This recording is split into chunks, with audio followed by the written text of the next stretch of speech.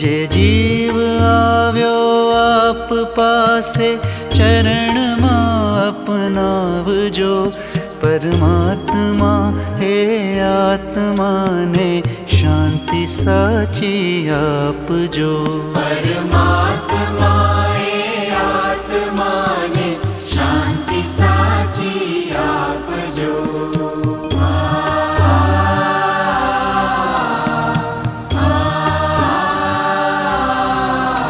વળી કર્મના યોગે ફરી જે કુળમાં એ અવતરે ત્યાં પૂર્ણ પ્રેમે ઓ પ્રભુજી આપની ભક્તિ કરે।